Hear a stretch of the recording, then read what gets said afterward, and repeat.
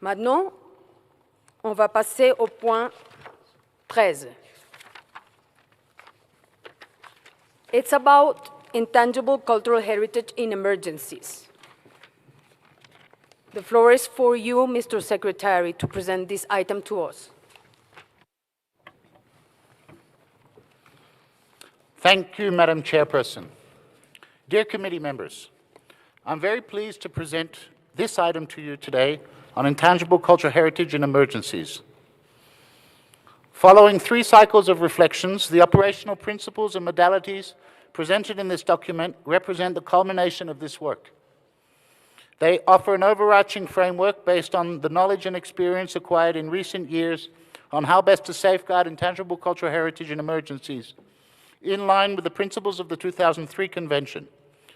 While acknowledging that there is a no one-size-fits-all approach, these broad principles and modalities will provide a valuable platform to engage a wide range of stakeholders on the vital role that intangible cultural heritage can play in emergency situations. They also mark a transition in our work from a period of reflection to a focus on building capacities and awareness to implement these core principles and modalities in specific local contexts. Madam Chairperson, this is an important contribution that the 2003 Convention can make to help safeguard intangible cultural heritage in emergencies and protect the lives and well-being of its bearers, which should always be a priority in any emergency situation. With your permission, Madam Chairperson, I would like to ask my colleague, Ms. Fumiko Ohinata, to continue the presentation. Go ahead, Fumiko. Thank you, Madam Chair. Thank you, Tim. To begin, I would like to briefly trace the main lines of discussion undertaken by the committee to recall how the thinking of the committee, the thinking that you have undertaken has developed on this topic over the previous 3 sessions. When the committee initiated the reflection in 2016, the emphasis was placed on the dual nature of intangible cultural heritage in emergencies.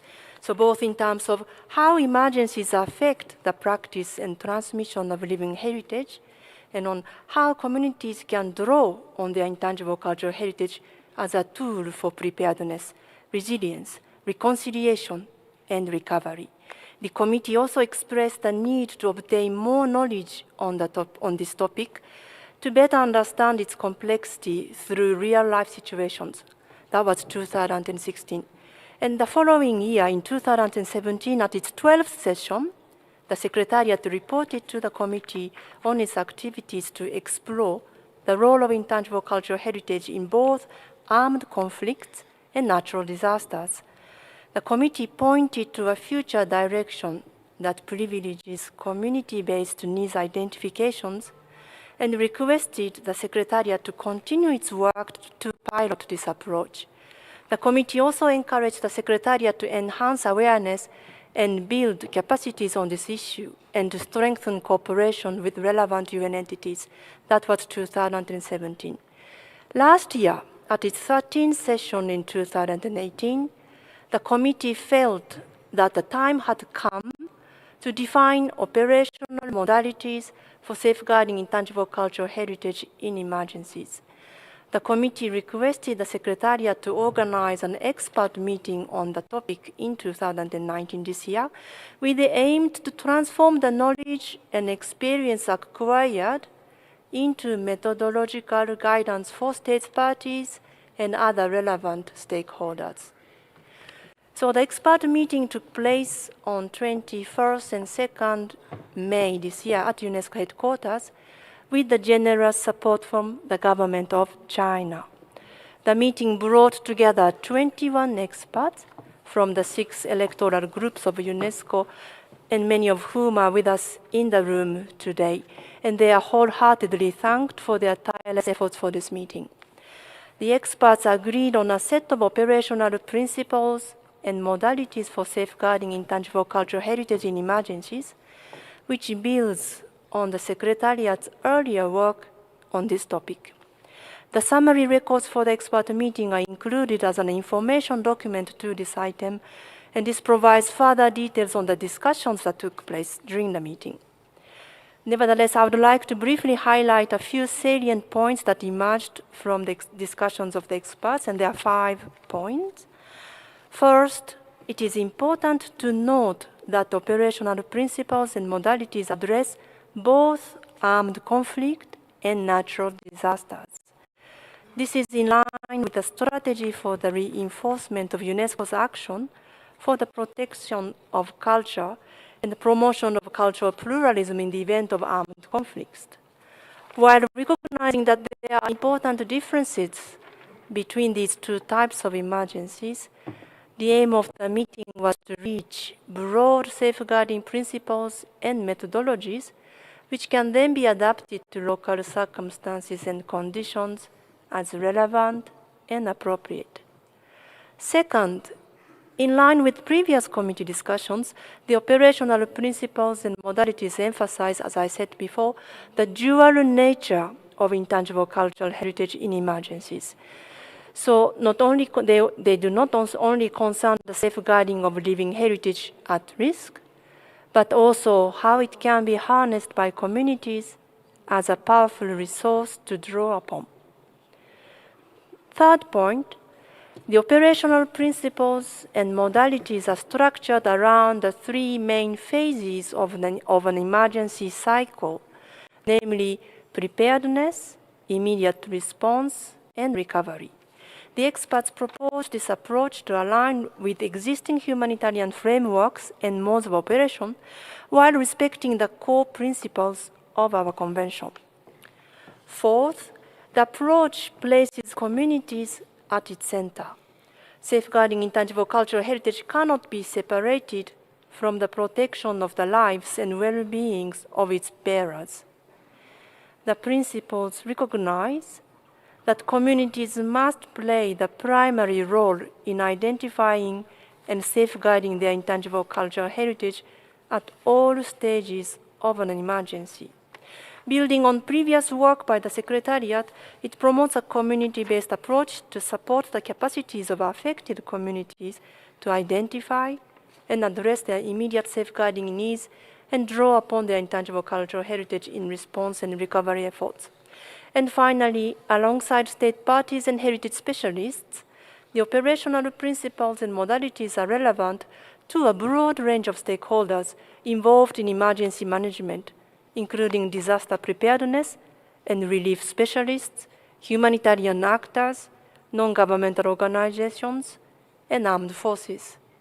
These underpinning principles seek to sensitize stakeholders to the dynamic nature of intangible cultural heritage in emergencies and provide a platform for these stakeholders to engage with the principles of our convention in their work. Madam Chair, the working document presents the operational principles and modalities to the committee for endorsement with view to transmitting them to the 8th session of the General Assembly. In addition to the expert meeting, which was the focus of the Secretariat's work this year, the document also outlines other activities conducted in the context of UNESCO's ongoing action to protect culture in emergencies. To mention just a few, the Secretariat continues to provide technical and financial assistance to countries for safeguarding projects in emergency contexts through its international assistance mechanism.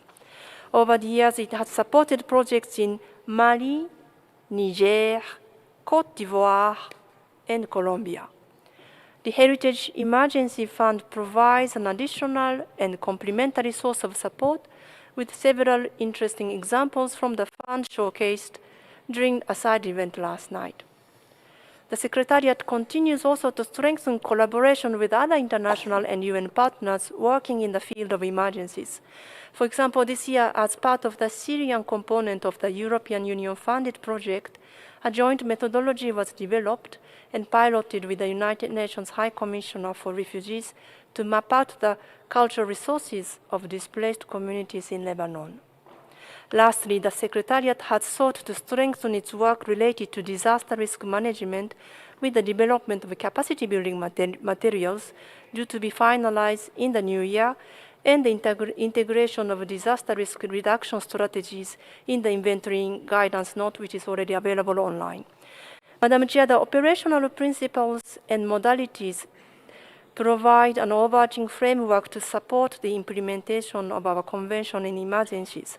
They do not define an exhaustive list of actions, but core principles and actions that should be adapted to specific local contexts.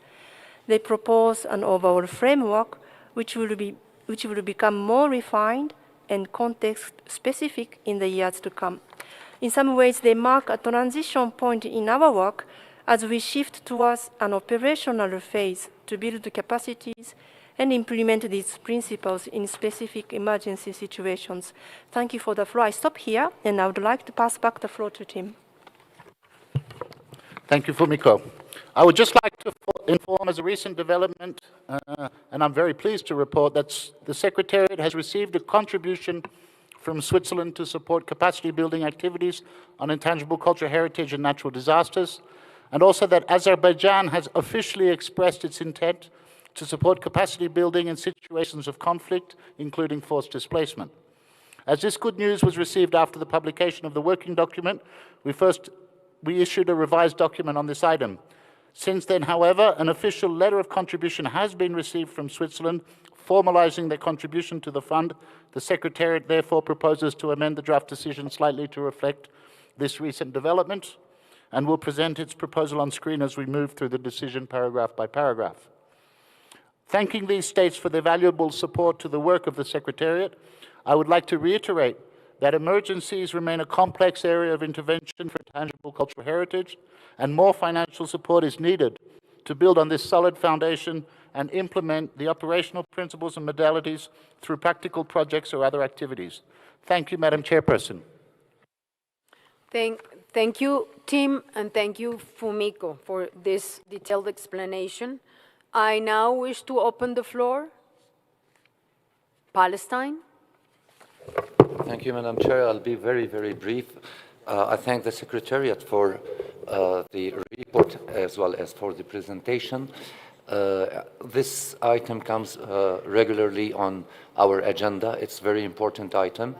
I reserve my intervention as amendments that I will submit to the DR, especially to paragraph 2 and paragraph 9. Thank you, Madam Chair. Thank you, Palestine. Azerbaijan. Thank you, Madam Chair. Azerbaijan welcomes the progress achieved by Secretariat since the committee last session in advancing the work on safeguarding intangible heritage in emergencies, including situations of armed conflict and natural disasters.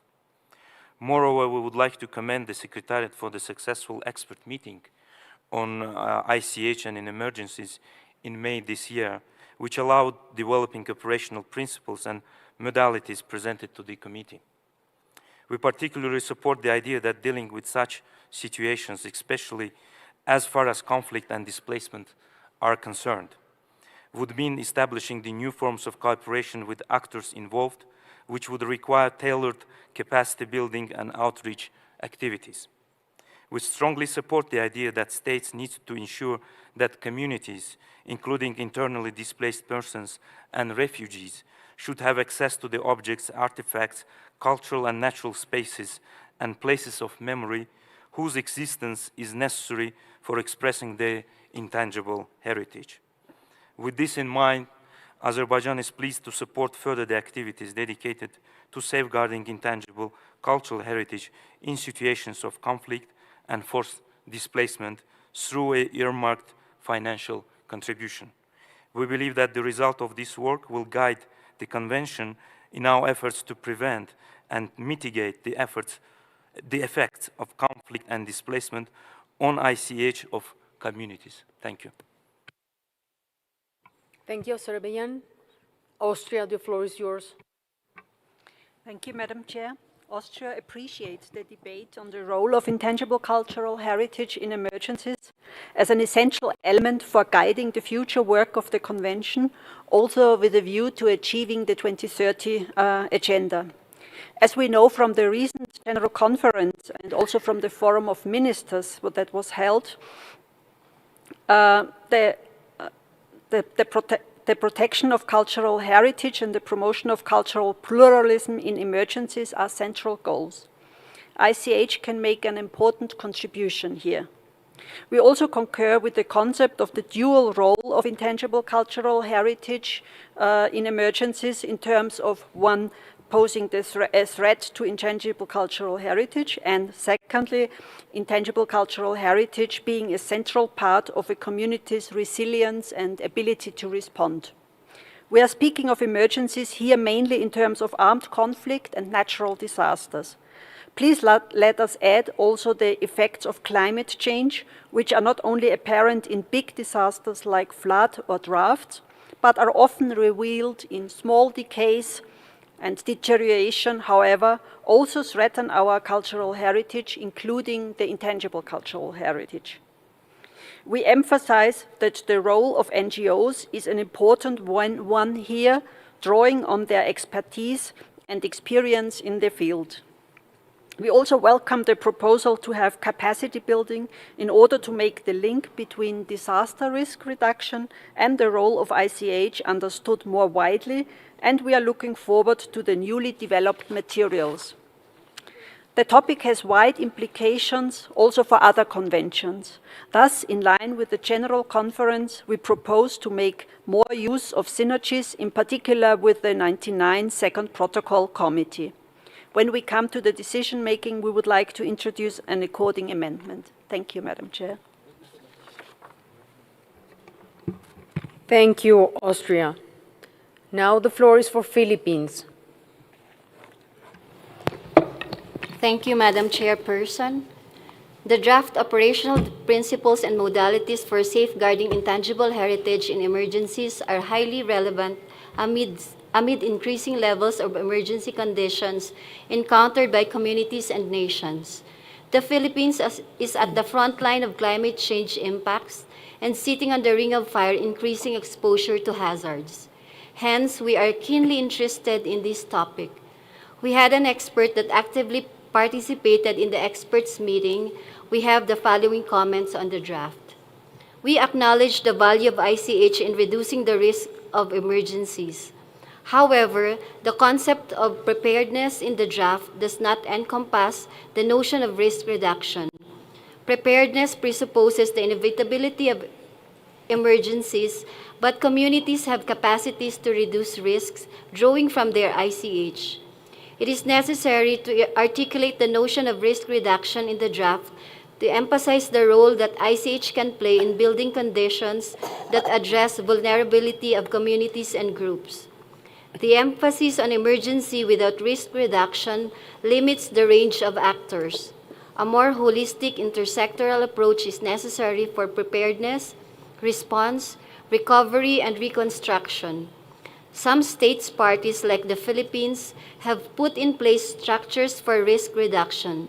These structures can be tapped to integrate ICH and enhance safeguarding ICH in emergencies. We have amendments in this regard to the draft operational principles and modalities. In some cases, emergencies can generate divisions or stir tensions in communities. Hence, the complexity of community conditions, including latent issues that can arise during emergency situations, must be taken into account in measures to safeguard ICH in emergencies. Thank you, Madam Chair. Thank you, Philippines. Poland, you have the floor. Thank you, Madam Chair. Poland supports UNESCO policy regarding the protection of cultural heritage in times of emergency. As a state party, we are involved in a global debate on this subject and support UNESCO activities in this field of expertise.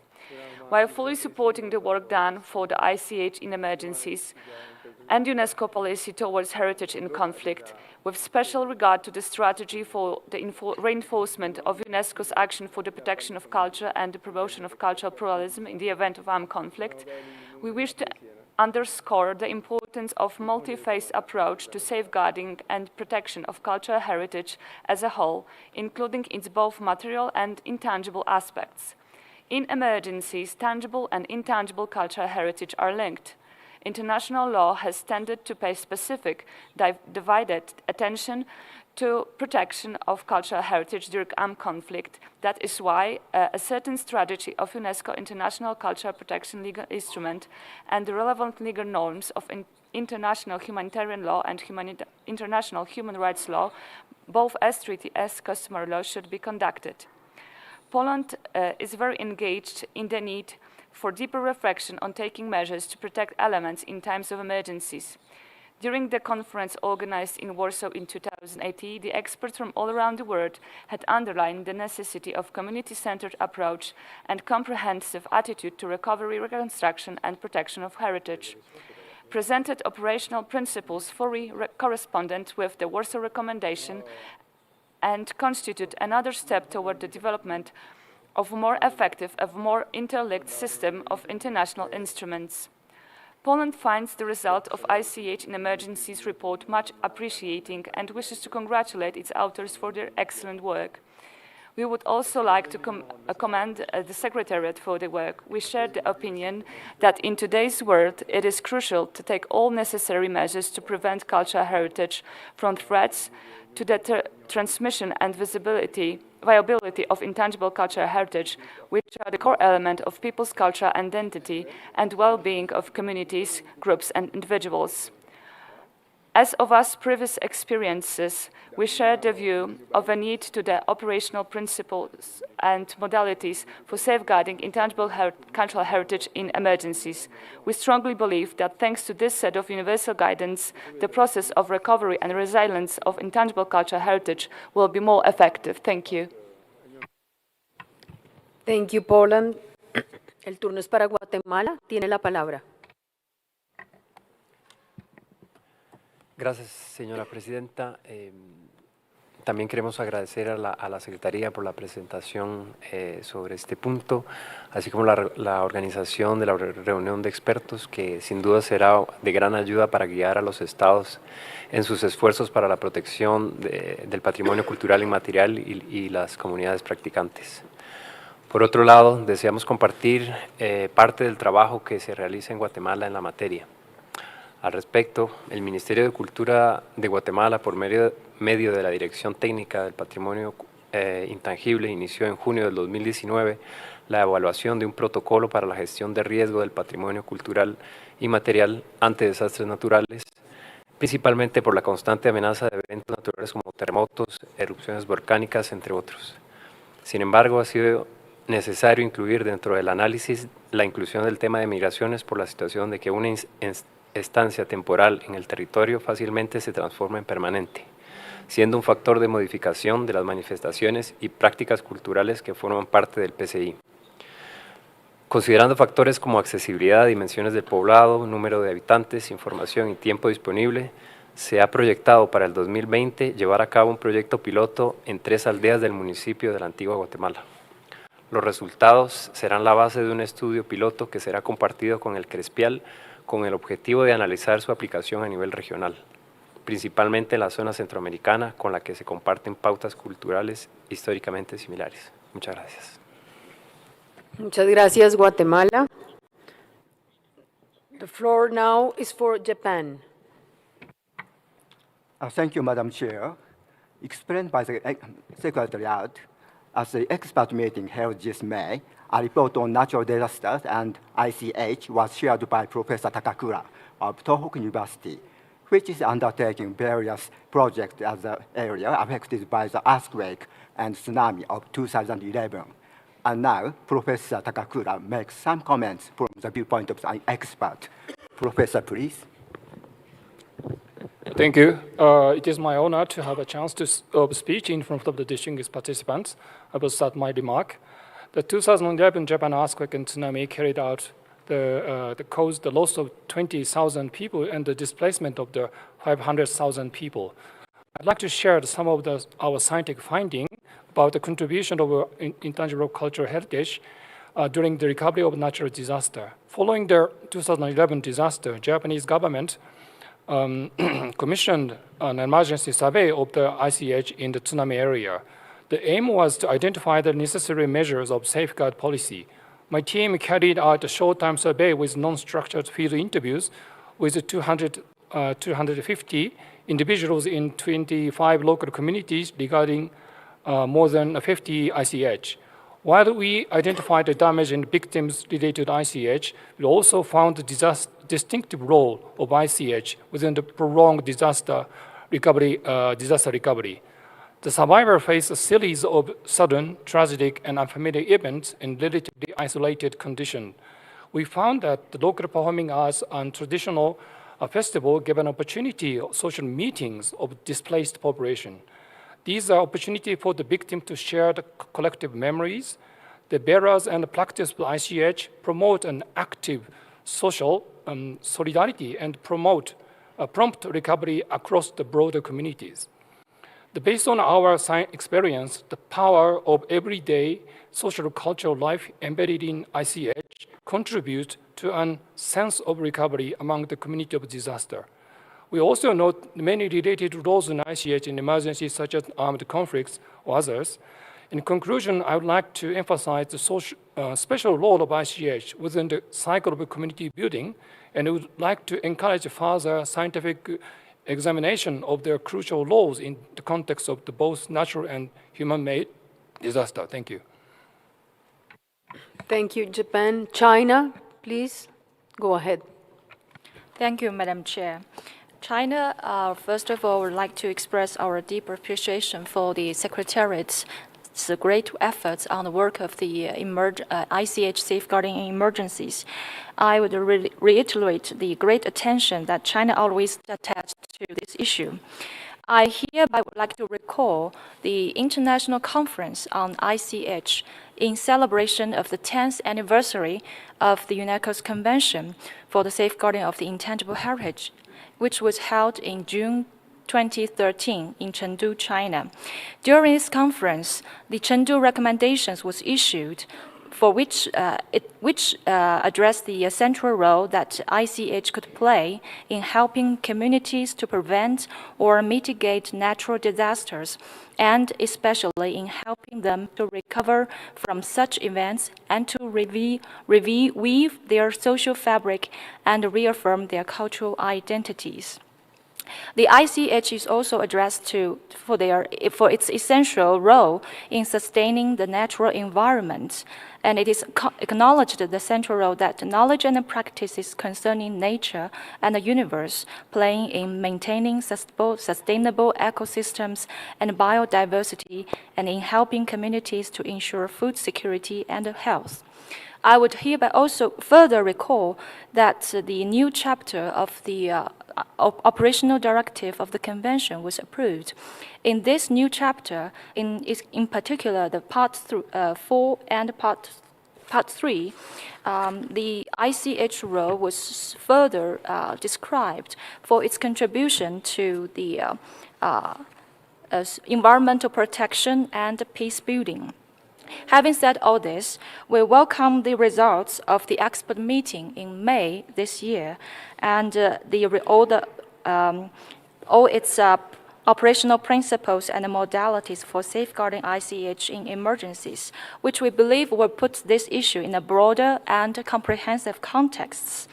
Hence, we also underline the importance of integrating the safeguarding ICH in emergencies under the overall capacity building strategy. Thank you very much, Madam Chair. Thank you very much, China. Netherlands. Thank you, Madam Chair.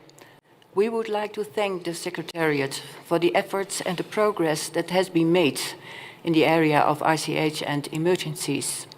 In the meeting of experts earlier this year, an expert of Curaçao, one of the Caribbean islands in the Kingdom of the Netherlands, was present.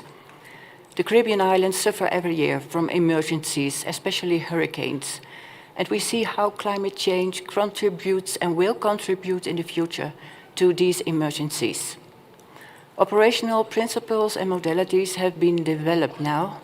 They are general, but they are a very important step forwards since the start of this subject in 2016.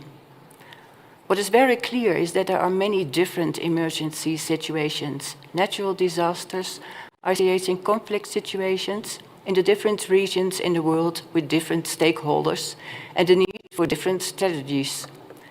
To develop a structure in which information can be shared between these different stakeholders, humanitarian actors, NGOs, armed forces, is key. This means that humanitarian actors have to bring the ICH perspective in their work and know where they can find information about the ICH of the communities. The integration of information about the vulnerability of elements to potential emergencies in inventories to facilitate identification and access is an important modality in the stages of preparedness, response, and recovery. We think that online participatory tools could play a role in this. For instance, cultural mapping or apps that could be used by communities and heritage organizations. Equally important is to develop an infrastructure in which the different conventions, for instance, the 99 Second Protocol, could work together and see where synergies would be possible. We think it is important that existing infrastructures and operational unities will be involved and will develop knowledge and skills to include ICH and the needs of communities in their work in all three stages of preparedness, response, and recovery. We welcome the continuation of the work on ICH in emergencies, and we hope that good practices and results of projects all over the world can be shared by the different stakeholders. Thank you. Thank you, Netherlands. Arménie, on vous écoute. Merci Madame la Présidente. Cette délégation remercie le secrétariat pour sa présentation d'informations liées à la question du PCI dans les situations d'urgence. Cette délégation entend réaffirmer l'importance et la pertinence que revêt cette question qui nécessite la mise en œuvre de mesures en matière de sauvegarde du PCI dans ces cas précis et la prise en compte des besoins des communautés affectées par ces situations. Elle salue les efforts déployés par le secrétariat dans ce domaine et prend note avec intérêt des travaux des experts qui ont abouti à l'élaboration d'un ensemble de principes et de modalités opérationnelles pour la sauvegarde du PCI dans les situations d'urgence. Je vous remercie pour votre attention. Merci, Arménie. Colombia, adelante. Muchas gracias, Presidenta, y queremos aprovechar para agradecer al Secretariado por habernos dado el apoyo y toda la comprensión en este proceso, y sobre todo porque es fundamental tener un fondo para situaciones en emergencia en patrimonio vivo. Queremos aprovechar como Colombia para contar un poco sobre los resultados de un proyecto que hemos estado desarrollando bajo la financiación de este fondo. Lo que hemos hecho es generar unas metodologías en donde comenzamos a trabajar procesos de reconciliación entre comunidades basados en el PCI, en la identificación del PCI y en el fortalecimiento del patrimonio inmaterial y el patrimonio vivo. ¿Cómo lo hicimos? Trabajamos con dos comunidades, una comunidad de reintegrados de los excombatientes de las FARC, que estaban viviendo en lo que llamamos aquí en Colombia ETCR, son unos campamentos, unos lugares donde se establecieron los grupos de excombatientes. Trabajamos con uno de estos lugares en La Guajira y ellos estaban integrándose a un territorio en el corregimiento de Conejo. La comunidad receptora, pues es la comunidad de Conejo, y lo que hicimos fue trabajar en conjunto entre estas dos comunidades, teniendo como beneficiarios directas 40 personas, 40 personas de Conejo, 40 personas de excombatientes de las FARC, y a través de metodologías de memoria y de inventarios de PCI comenzamos a reconocernos como personas y no como unos y otros, al punto en que hoy día ellos mismos se han autodenominado bajo un mismo nombre que les deja de contar una división entre una comunidad y otra. Además de haber beneficiado a estas 80 personas directamente, tuvimos un beneficio lateral de 1.000 personas aproximadamente, en tanto en la región a través de este proyecto no solamente se generó un proceso de reconciliación, de integración y de reconocimiento como seres humanos a través de la identificación del patrimonio inmaterial, sino que también se fortalecieron otros escenarios como la biblioteca pública de Conejo, se fortalecieron otros escenarios de emprendimiento que tenían estas comunidades en torno al turismo, en torno a unas granjas ecológicas que ellos desarrollan, en torno a un museo vivo que se ha creado entre Conejo y las FARC para contar la historia de este territorio, pero lo más importante es que hoy día ellos han generado unas prácticas propias del PCI basadas en el patrimonio vivo que tenían los excombatientes de las FARC con el patrimonio vivo que ya estaba en el territorio de Conejo, y con ello ellos generaron unas nuevas dinámicas como un nuevo carnaval en el que ellos van a conmemorar año a año esta reconciliación de estas dos comunidades. Generaron unas granjas con plantas orgánicas y medicinales, pues digamos que los excombatientes de las FARC tenían un gran conocimiento sobre medicina tradicional, pues debido a sus condiciones de vida, y las abuelas en Conejo también tenían cierto conocimiento sobre la medicina tradicional, así que generaron una granja en común, un vivero conjunto de plantas de medicinas tradicionales y por lo tanto recuperaron prácticas en torno a la medicina tradicional, fortalecieron un colectivo de comunicaciones conjunto y fortalecieron un colectivo de turismo conjunto para generar turismo cultural en la región. Con esto lo que les queremos contar es que toda esta inversión en este fondo y todo este apoyo no solamente se traduce en el reconocimiento del patrimonio vivo en la región, como también se traduce en el mejoramiento de la calidad de vida de las personas y en generar verdaderos procesos de unión y de integración social y comunitaria en un territorio donde teníamos dos comunidades absolutamente fragmentadas. También entonces queremos aprovechar, pues contarles esto porque queremos aprovechar para agradecer a las generosas contribuciones anunciadas por Suiza y por Azerbaiyán al fondo, cuyos resultados son testigo para una experiencia que resalta la importancia del PCI en la reconciliación, no solamente a nivel nacional, para un proceso nacional esto es muy importante, como también en procesos locales, en donde en los contextos de emergencia sí que el patrimonio vivo, y en este proyecto ha sido demostrado, puede funcionar para generar nuevas reconciliaciones y fortalecer patrimonios que en realidad hacen parte de la cotidianidad y la vida de las personas. Muchas gracias. Gracias, Colombia. Maintenant, c'est pour le Liban. Vous avez la parole. Merci, Madame la Présidente. Le Liban félicite le secrétariat pour les efforts déployés et les avancées faites concernant le PCI dans les situations d'urgence. Ayant participé à la réunion d'experts en mai dernier, ainsi qu'à la révision du texte des principes et des modalités, nous ne pouvons que réitérer nos félicitations pour les textes mis à notre disposition. Cependant, une question reste en suspens, c'est plutôt un appel à la réflexion concernant le développement d'une approche d'une gestion intégrée pour la sauvegarde du patrimoine immatériel dans les situations de conflit décrites au paragraphe 23.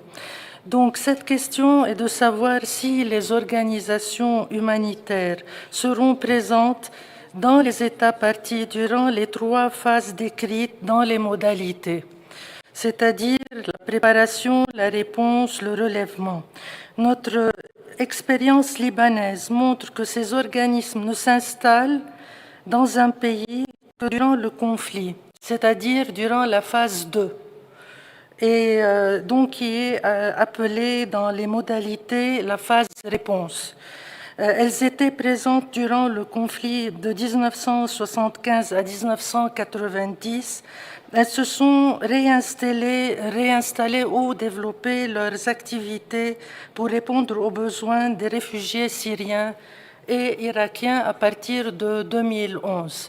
Donc, la question est de savoir qui prendra en charge les 2 autres phases des modalités, c'est-à-dire la phase de préparation et du relèvement. Je ne demande pas une réponse, mais j'appelle à la réflexion. Merci. Liban. Sénégal. Merci, Madame la Présidente.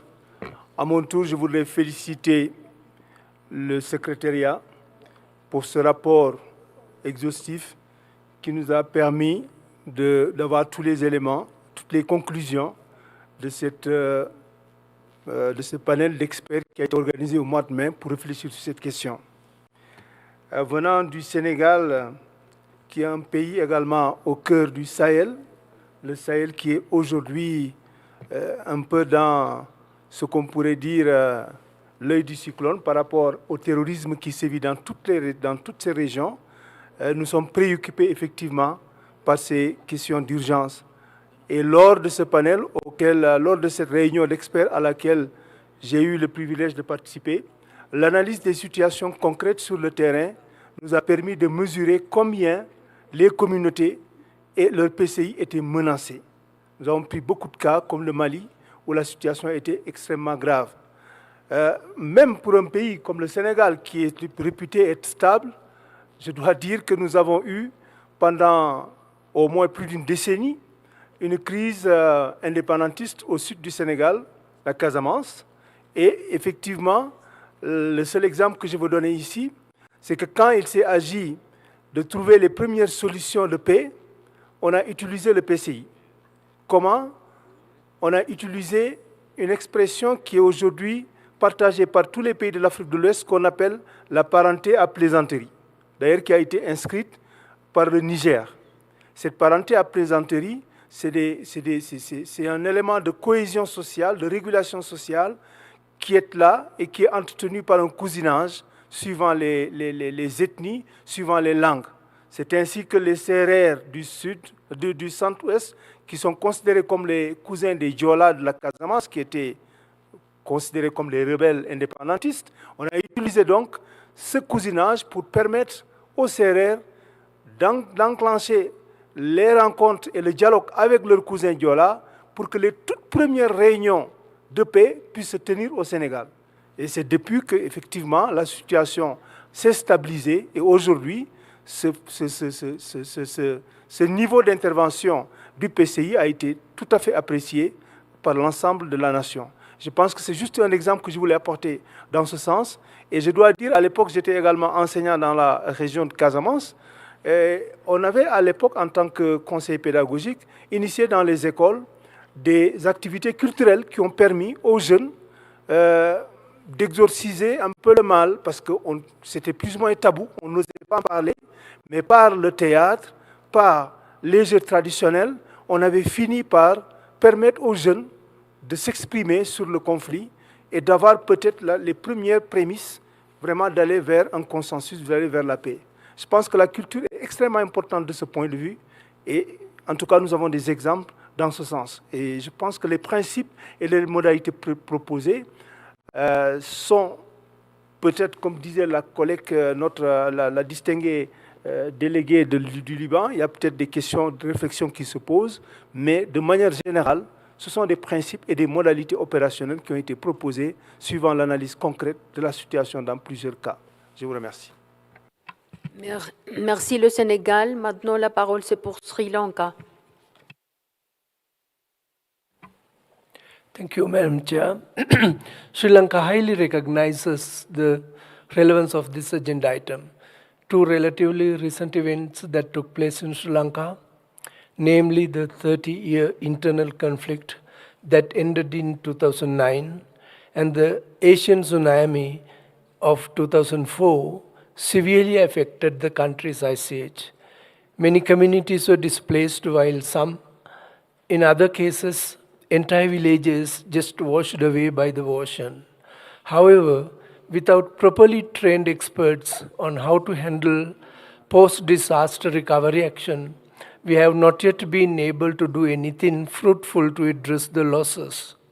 Therefore, Sri Lanka supports any UNESCO program that helps the state parties that are faced with the issues of safeguarding ICH in the events of natural and human-made disasters, especially in the area of capacity building. Thank you very much. Thank you, Sri Lanka. I want to thank all the interventions and reflections and recognize also the Secretariat work. Let us now move to the decision.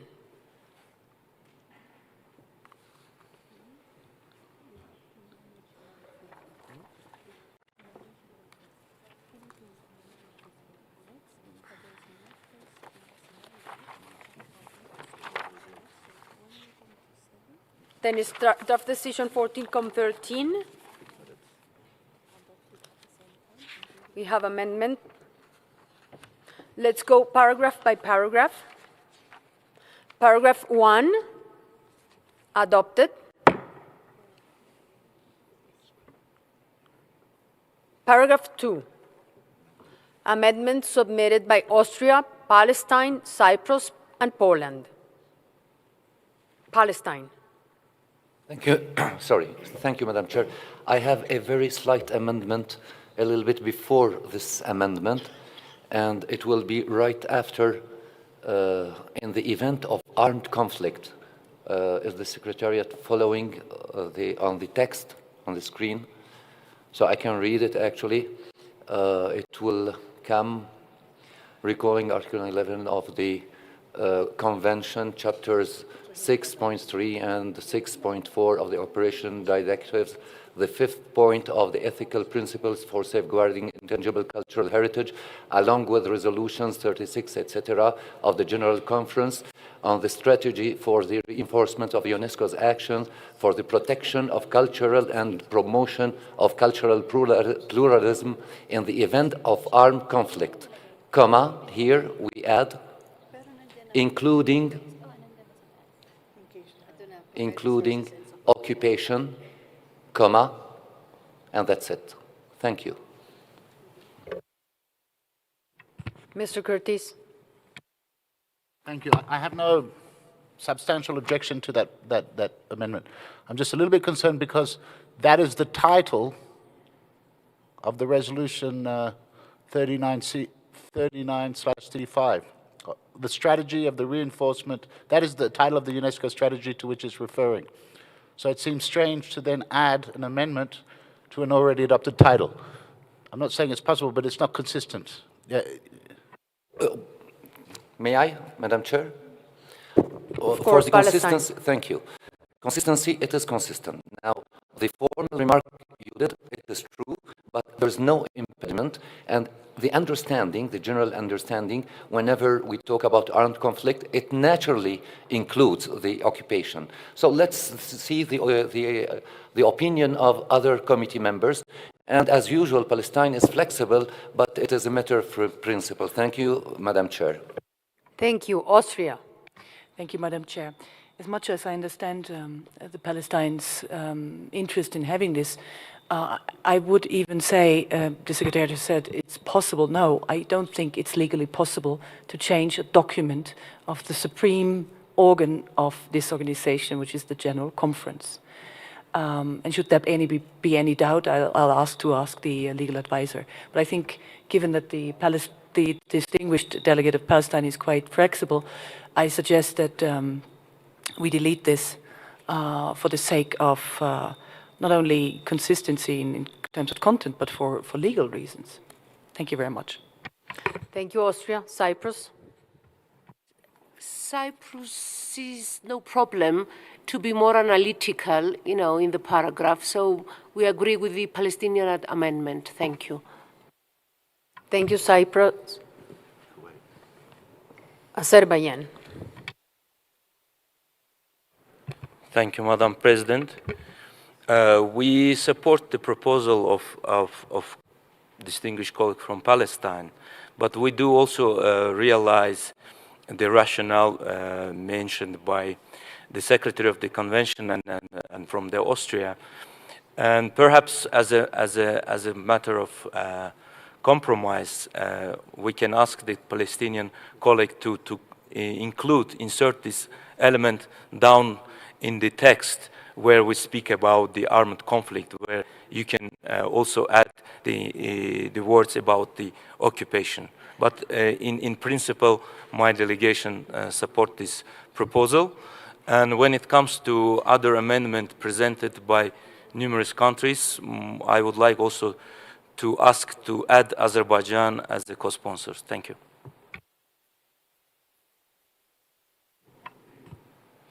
Excuse me, Palestine. What do you think about Azerbaijan's proposal? Because it's a little bit strange to alter a title of a document from the General Conference. So if it is possible to put like yes, occupation down or yes, somewhere. If he can, yes, identify in order to move forward. Yes, okay, yes? No problem. Thank you so much. So, Poland, do you want to intervene? I saw some... Yes, Madam yes, Chair. okay. We just want to mention that according to the international law of armed conflicts, the occupation stage is one of the armed conflicts. So, thank you. Thank you. Poland, l'Arménie et le Liban. Oui, merci Madame la Présidente. Nous abondons dans le sens de maintenir l'intitulé du document et de ne pas le changer. Par ailleurs, se posera, si jamais cette question réapparaît dans un autre paragraphe, la question se posera d'identifier particulièrement cela, parce que si on ouvre une situation particulière, par exemple, ici c'est en incluant l'occupation, mais on peut avoir aussi d'autres éléments qui peuvent ajouter. C'est-à-dire que la délégation qui est intervenue auparavant a raison de dire que, je crois que c'est la Pologne, en disant que la situation, le conflit armé inclut l'occupation. Mais ma crainte, c'est que quand on va ressoulever cette question-là dans un autre paragraphe, on soit amené à énumérer d'autres situations, parce que tout à l'heure, la collègue de l'Autriche, par rapport aux situations d'urgence, a eu raison de dire que les catastrophes naturelles, mais également les catastrophes dues au changement climatique. Et est-ce que nous allons justement entrer dans une énumération de toutes ces situations? C'est une question que je pose dès à présent, sachant que maintenant nous allons clore le point dans le paragraphe 2 sur la proposition de la Palestine, mais ça va revenir un peu après, mais je veux soulever cette question. Par ailleurs, donc, sur le paragraphe 2, l'Arménie est également co-sponsor de l'amendement. Merci. Mr. Curtis, you have the floor. You want to say something, clarify? Just perhaps to say that it is obvious that this document doesn't have precedence over normative documents related to situations of conflict or the General Conference. This document is really intended to propose modalities and principles for working on ICH. If we reopen the debate, so in that sense it might be a moot point to start arguing about definitions as they are adopted in organs that are already established to address issues and definitions of situations of emergencies. Thank you. Palestine. Avec tout mon respect, c'est peut-être l'occasion de ne pas mettre le mot occupation en tant que le conflit armé déjà comprend. Mais si effectivement, justement, puisque tout le monde est d'accord que lorsqu'on dit conflit armé, ça inclut naturellement l'occupation, alors où est le problème? C'est que si c'est inclus dedans naturellement, d'accord, maintenant cette histoire de titre, ça pose un problème peut-être, c'est une formalité, c'est d'accord, mais je souhaite poser la question au distingué délégué de l'Azerbaïdjan. Où est-ce qu'il voit dans le texte plus loin que l'on peut insérer ça sans que ça pose un problème formel pour le secrétariat? Merci. Bon, je vais vous proposer une chose pour avancer plus rapidement. On est sur le paragraphe 2. Si on peut l'adopter comme ça, et puis après on va voir dans les suivants paragraphes si on peut revenir Seulement avec la si notre proposition. collègue de l'Azerbaïdjan peut nous indiquer à quel endroit il identifie l'endroit le plus approprié pour insérer cela.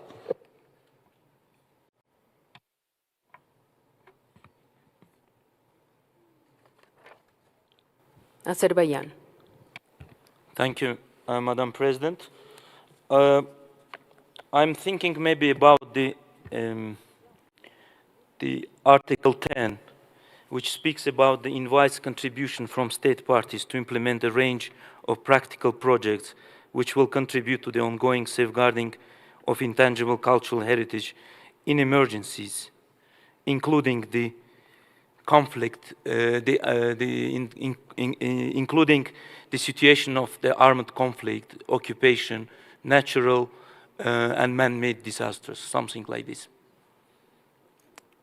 But we will come up to this when we will decide this paragraph by paragraph. Okay, so let's turn back to paragraph 2 and Armenia.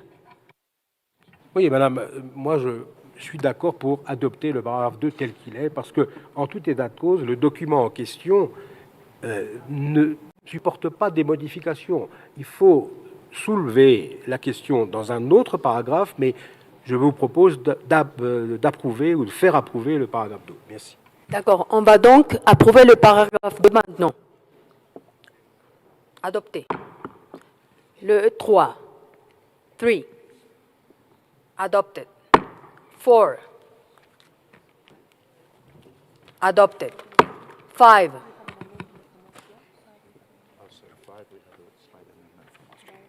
Sorry, I have been informed that we have a slight amendment from Austria.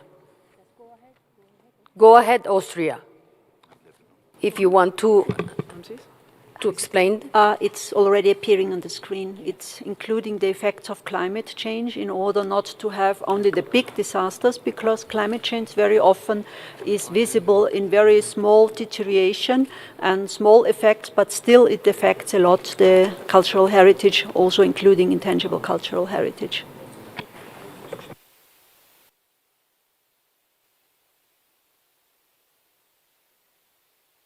And if you allow me to add, there was a big discussion at the high-level political forum, also at the UN General Assembly. We discussed actually in the 1999 committee, where Austria is also a member, the question of climate change and the effects on cultural heritage, including ICH. So it's something that UNESCO as a whole has been appraised with, and it's nothing new. Okay, I may ask the committee members if you feel comfortable with this amendment. Okay, so we can proceed to adopt it. 5, with the amendment adopted. 6, adopted. 7,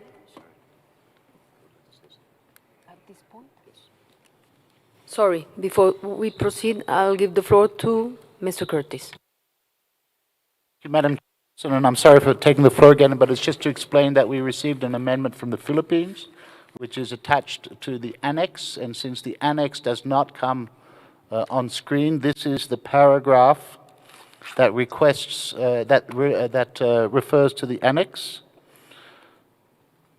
Do we wish to show the amendment to the annex? May I ask? Yeah. Submitted by Philippines.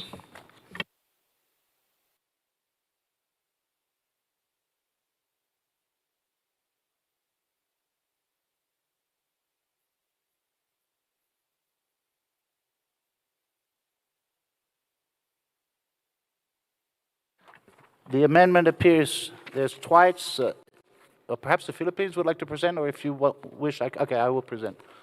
Under the preparedness section of the principles and modalities, under paragraph 2 and under paragraph 5, before emergency preparedness, there's an amendment to include the words risk reduction and emergency preparedness. I believe the delegation of Philippines spoke about that during their intervention.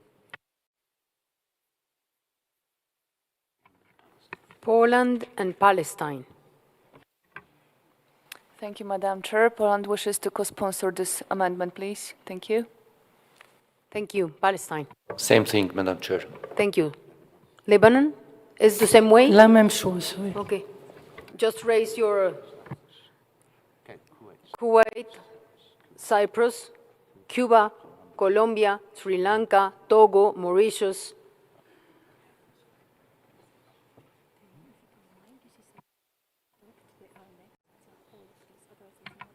This is an annex, now right? we have to adopt the annex as a whole.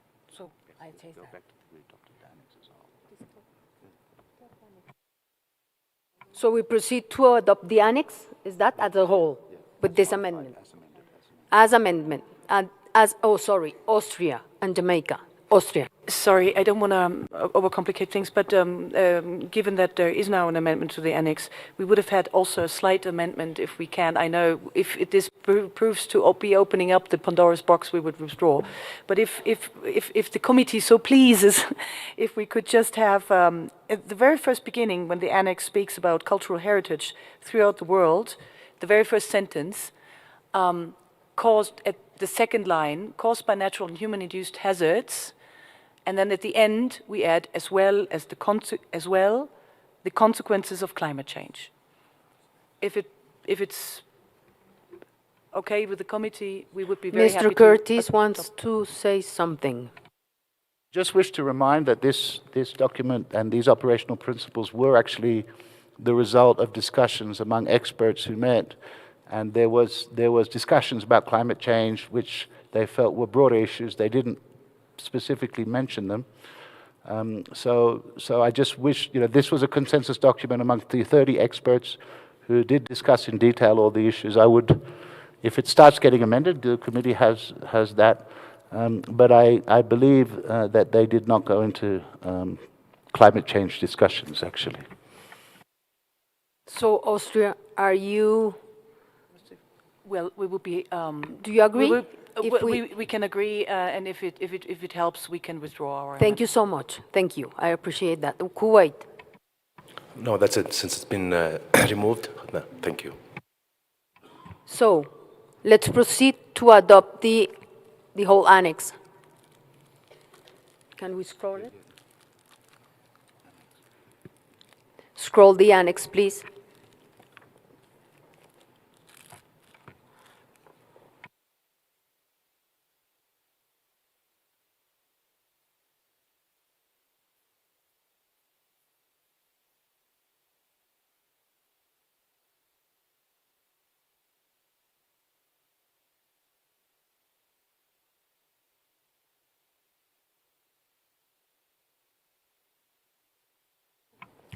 Thank you. The annex is adopted. Let's go back to the paragraph, please. We were on paragraph 7, non-amendments adopted. Paragraph 8, the same, adopted. Paragraph 9, Palestine. Very slight amendment. We understand and we know that the Secretariat always cooperate with the accredited NGOs, since the NGOs, they are on the ground and they know the business, especially in emergency cases. So I would like to suggest for paragraph 9, it will read as follows: requests that the Secretariat continue its efforts to develop, comma, after develop, yes, in cooperation with accredited NGOs, in cooperation with accredited NGOs, comma, that's it. Thank you, Madam Chair.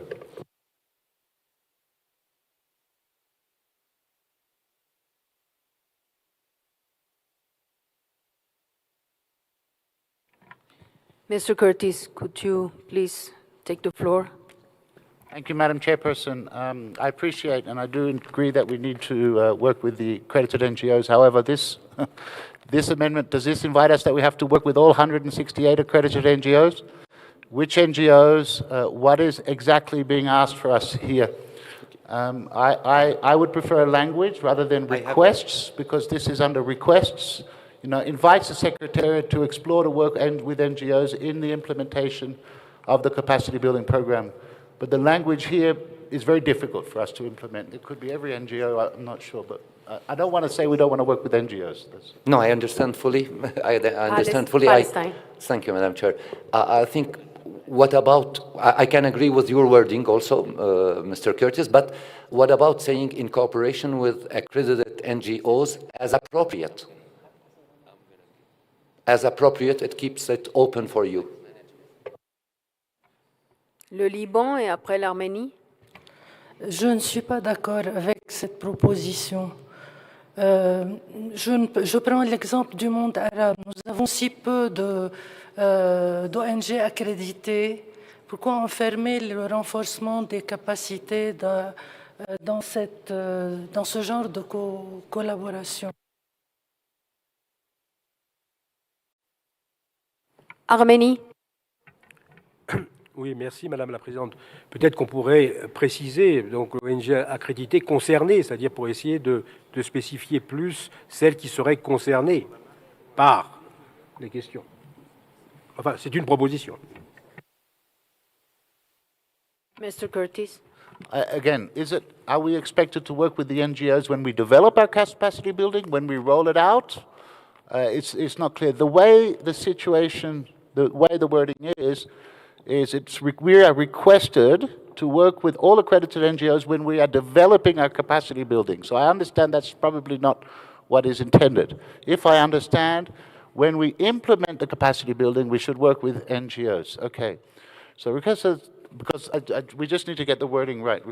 And if you may give me a minute, I might have a proposal that could work to accommodate this spirit without putting us in a bind.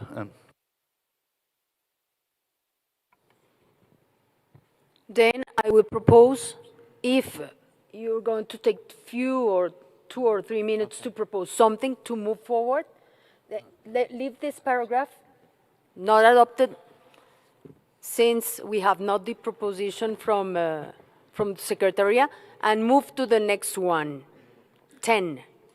Do you agree? Autriche? Thank you, Madam Chair. Just to explain the rationale of this paragraph, as I said, Austria has been recently elected as member to the 1999 committee, so the committee in charge of implementing the second protocol to the 1954 convention. And we had our meeting just last week, and we adopted actually this very same language. There was a great interest in the 1999 committee to pursue these ideas of achieving more energies between the 2003 committee and the 1999 committee, and there was this suggestion actually introduced by Belgium and finally adopted in this way. So it would just, and it was important for us as Austria to keep it rather weak, so to allow both secretariats of both committees, in cooperation with the chairs, to decide the best possible way of how to arrange for a joint meeting between the bureaus. And I think that would be a very good opportunity to make sure that the discussions that take place here and the outcome document that we are just about to adopt are brought also to the attention of the 1999 committee, and that there is this discussion with specialists in armed conflict. And I think this would bring also the discussion forward in that context. Thank you very much. Thank you, Austria, for your explanation. I see that this amendment is supported by Palestine, Azerbaijan, Poland. Anyone else?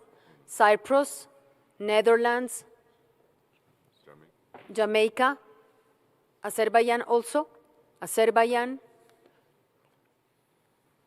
Okay, do you want the floor, Azerbaijan? Guatemala also supports it? Thank you, Madam Chair. No, I would like to speak afterwards, after adoption of this amendment, which we also support, as we also believe in what has been said by delegation of Austria about the importance of the synergies. But I would like to speak afterwards because I would like to insert a new paragraph which will accommodate the concerns raised previously. Thank you. Okay, let's then now adopt paragraph 10 as amended. Adopted.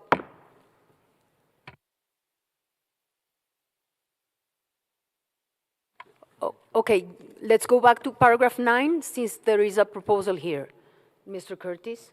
Okay. In order to recognize the collaboration with the non-governmental organization, we would propose, in its efforts to develop a capacity building approach to operationalize the proposed principle and build awareness of their importance among actors in the field, including non-governmental organizations accredited to the convention. So after heritage safeguarding, comma, including non-governmental organizations accredited to the 2003 convention. Would that work? That is a good proposal, I think. Do you agree, Palestine? Excellent proposal. Thank you, Madam Chair, Okay. and thanks to the Secretariat. Thank you so much. Then we will proceed to adopt it as it was amended.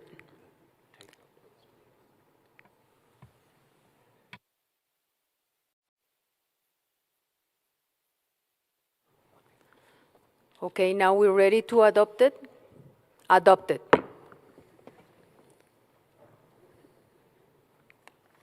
So, You want the floor, Azerbaijan? Please go ahead. Thank you, Madam Chair. It is just reflection of what we discussed before, and I would like to propose a very general new item and provision which speaks further encourage state parties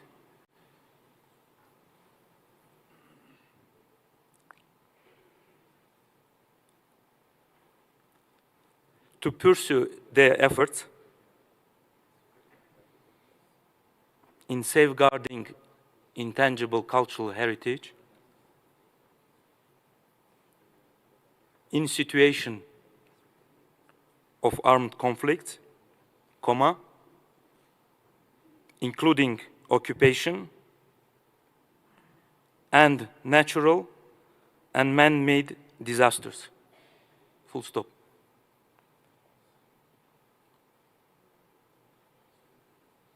Thank you.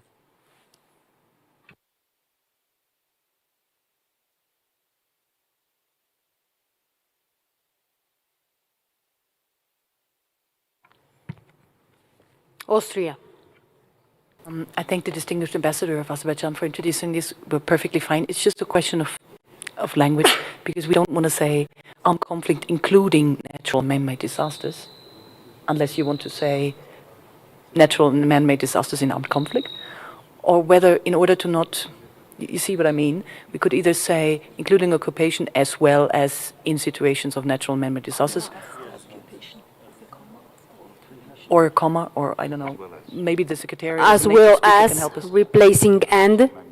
Okay. Palestine. I would like to thank first our colleague from Azerbaijan for his proposal, and I think linguistically, but we have here English-talking people, of armed conflict, comma, including occupation, comma. There should be a comma after occupation, because occupation is included only in the armed conflict. Yes. Thank you. The Secretariat will Said yes. take care of the commas and the punctuation and everything. Thank you. Thank you. Armenie. Oui, merci Madame la Présidente. Donc, effectivement, on rentre dans un système d'énumération, et donc il faudrait aussi y inclure les situations post-conflit. Il faudrait également inclure les situations, parce que de catastrophes dues à des risques naturels ou humains, mais aussi dues aux conséquences des changements climatiques. Si effectivement on rentre dans une logique d'énumération, il faut préciser. Donc, je suggère, après incluant occupation, les situations de post-conflit et les situations de catastrophes dues à des risques naturels et d'origine humaine, ainsi que celles dues aux conséquences des changements climatiques. Donc, je vais ajouter situation post-conflit, catastrophes dues à des risques naturels et d'origine humaine, ainsi que dues aux conséquences des changements climatiques. Voilà. Thank you. Let's see it on screen.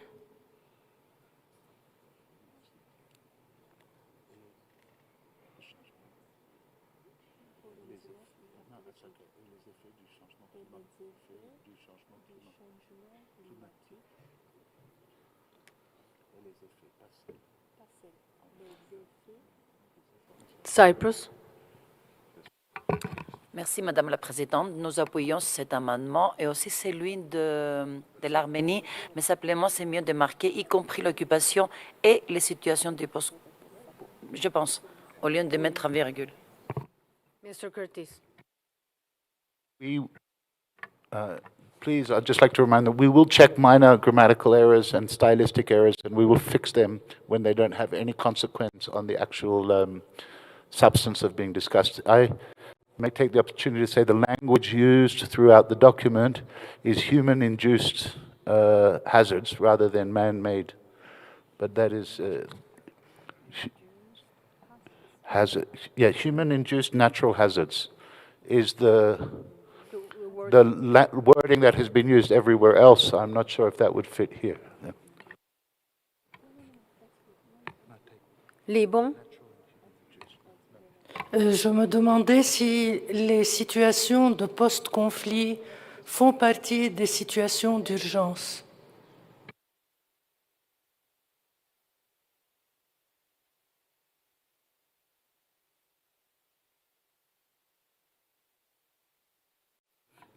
Donc, j'ai ici. Go ahead, please. Yes, our understanding in the discussion that led up, there were post-conflict situations that did indeed come under emergency situations. And, now, how far post is? Colombia. Gracias, Presidenta. Sí, para aclarar, por ejemplo, el proyecto que expresamos al inicio de este punto, financiado por el Fondo, es precisamente un proyecto de posconflicto en Colombia, así que agradecemos permanecerlo por la importancia que tiene. Gracias. Gracias, Colombia, por la clarificación. Palestine. Very quickly, sorry to take the floor again, just to thank again Azerbaijan and Armenia for the constructive proposals. So Palestine would like to co-sponsor this paragraph as amended by Armenia. Thank you, Madam Chair. Thank you, Palestine.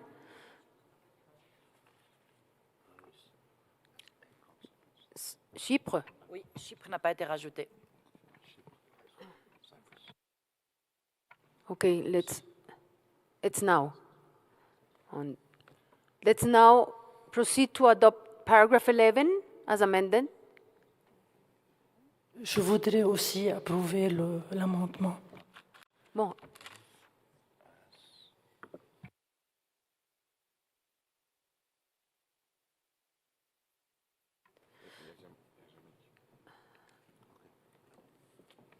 Jamaica. Jamaica also supports this amendment. Okay, I think we have a broad support. Let's adopt paragraph 11. Adopted. 12. Has no amendments. Adopted. 13.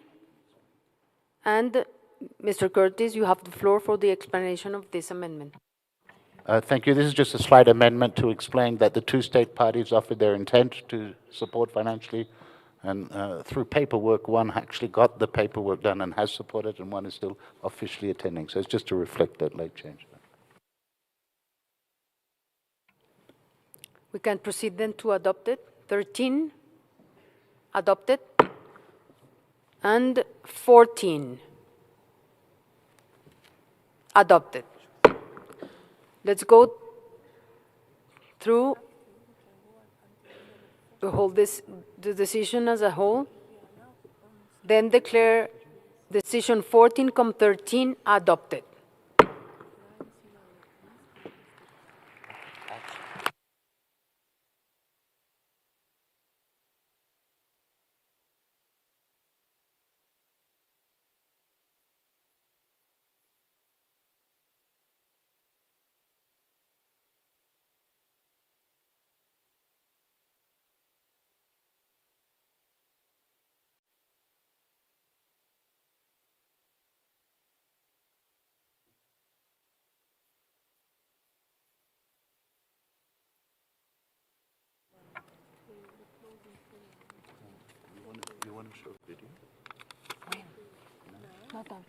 Not now.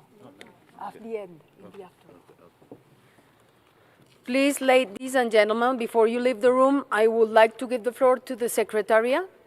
Please, Mr. Curtis, to make some announcements. Thank you, Madam Chairperson. During the lunch break, there will be a couple of side events I would like to mention. Oh, sorry, Switzerland. Excuse me, la Suisse, vous avez la parole. Je vous remercie, Madame la Présidente. Je sais qu'on est assis très loin de votre bureau et peu visible.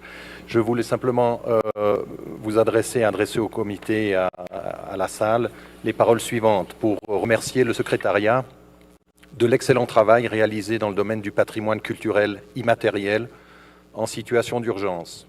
Nous saluons en particulier l'étape importante franchie avec la réunion d'experts qui a fourni des principes et modalités opérationnelles. Il nous apparaît particulièrement opportun de considérer de quelle manière le patrimoine culturel immatériel peut servir à la prévention de risques naturels, contribuer à leur gestion, mais aussi à renforcer la résilience des communautés suite aux catastrophes. À ce titre, la Suisse souhaite contribuer au renforcement des capacités dans le domaine de la contribution du patrimoine culturel immatériel à la prévention des risques naturels. Nous verserons donc une contribution volontaire de 100 000 $ des États-Unis pour le matériel et la formation dans ce domaine. Par ailleurs, la Suisse salue l'adoption des amendements appelant à la collaboration avec le comité du second protocole de 1999 en rappelant les dispositions internationales relatives aux situations d'urgence. Je vous remercie de votre attention. Merci la Suisse pour votre contribution. Nous l'apprécions énormément. Maintenant, Monsieur Curtis. Thank you, Madam Chairperson. Again, just to say, during lunch, the ICH group of the Ministry of Culture of Colombia is holding a seminar on ICH in urban contexts in room 1:30 p.m. in room NO. And you are also invited to the launch of the 2003 convention Research Bibliography at 1:30 p.m. in room N. Thank you, Madam Chairperson. We'll see back here at 2:30 p.m. Have a good time during lunch. Thank you.